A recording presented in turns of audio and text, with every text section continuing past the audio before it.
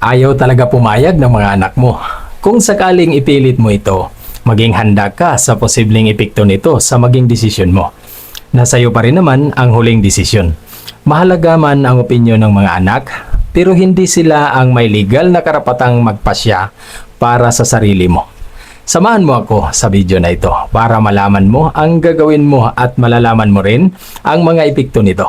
At paalala lang, nagagawa lamang ito ang isang pilit na desisyon kung ikaw ay independent sa mga anak mo o nabubuhay sa sarili mong pagsisikap o sa sakripisyo. Pero kung sa kasalukuyan ay nabubuhay ka lamang sa tulong at sustento ng mga anak mo, kailangan mo ring pag-isipan ito dahil maaring itigil nila ang tulong para sa iyo, okay? Umpisahan na natin. Una, huwag gumanti ng galit kung tumututol sila sa iyo. Bigyan sila ng panahon na maunawaan at matanggap ang iyong desisyon. Pangalawa, maaring magtampo ang iilan sa mga anak mo. Pansamantalang lumayo ang loob nila o magkakaroon ng hindi pagkakaunawaan. At ang pangatlo, ayusin mo ang usaping pinansyal at ari-arian. Kung may ari-arian, maging malinaw at legal ang mga dokumento upang maiwasan ang alitan sa hinarap. At ang pangapat, piliin ang desisyong magbibigay ng kapayapaan sa iyong konsensya.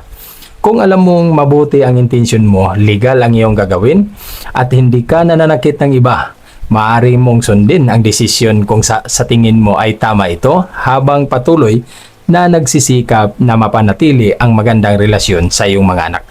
At ang panglima, kung mananatili silang tutol kahit nakiusap ka ng maayos at maayos naman ang iyong desisyon, huwag hayaang kontrolin nila ang buong buhay mo. Ang pagiging magulang ay hindi nangangahulugang wala ka ng karapatan na magkaroon ng sariling kaligayahan. At ang pang-anim, siguraduhin tama ang taong maging partner mo. Maaring iwasan ang mga magmamadali. Kilalanin mo munang mabuti ang ugali, intensyon at pagkatao ng taong nais mong makasama. At ang pangpito, ipakita sa mga anak na hindi sila mawawala sa puso mo. Ipaliwanag na ang bagong asawa ay hindi kapalit ng kanilang lugar bilang iyong mga anak. At ang pangwalo, alamin mo muna ang tunay na dahilan ng pagtutol ng mga anak mo. Baka natatakot silang masaktan ka, may alalahanin tungkol sa mana o ari-arian, o nahihirapan lang sila natanggapin ang pagbabago.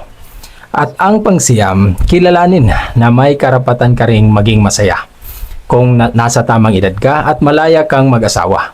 Hindi mo kailangang isuko ang sariling kaligayahan dahil lamang sa pagtutol ng iba. At ang pangsampo, makipag-usap ng mahinahon at bukas. Ipaliwanag na ang pag-asawa muli ay hindi nangangahulugang nakalimutan mo na ang iyong yumao o dating asawa, kundi pinili mong magkaroon muli ng kasama sa buhay.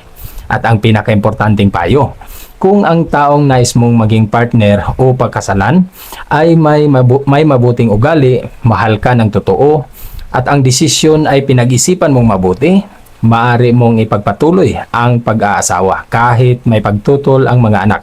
Subalit gawin ito ng may paggalang, malinaw na komunikasyon at hangaring mapanatili pa rin ang pagmamahalan sa loob ng pamilya.